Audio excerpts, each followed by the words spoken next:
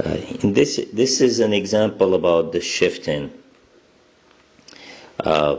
Example 1, first question A. How can you obtain the graph of y equal x squared plus 7 from the graph of y equal x squared?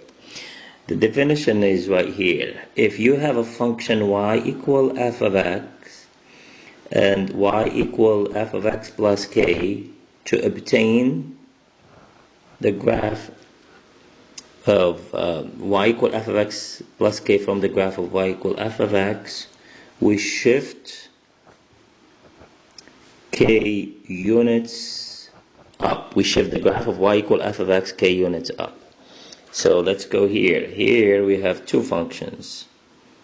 We have y equal x squared, that's the one we know how to graph, and we have the y equal x squared plus 7, that's the one we need to graph.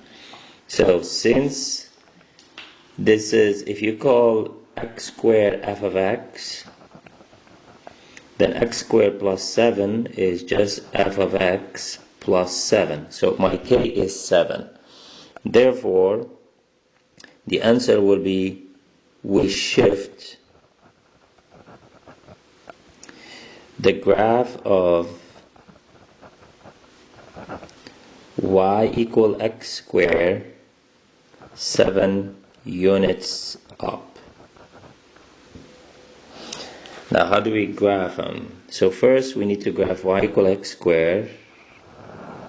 This is the graph of y equal x squared, and we need to shift it 7 units up. 7 units up means, and just go anywhere here and write 7, and just write same graph parallel to it. So this is y equal x squared plus 7. It's that easy. How do? You shift it 7 units up.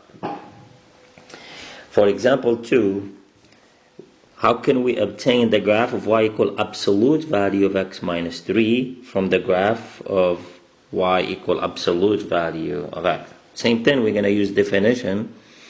Definition says, if you have a function y equal f of x and a function y equal f of x minus a number, minus k, then this means that we shift the graph of y equal f of x k units down. So here we have y equal absolute value of x, this is our f of x, and y equal absolute value of x minus 3. So think about it, this is f of x minus 3. Therefore we need to shift it 3 units down. So the answer will be, we shift the graph of y equal absolute value of x 3 units down.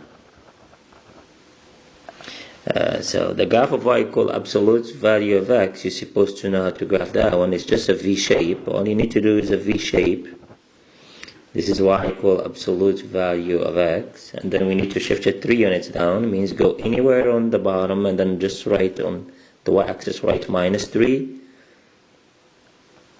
and then just graph y equal, graph a graph that's almost parallel to the original one, and this is y equal absolute value of x minus 3.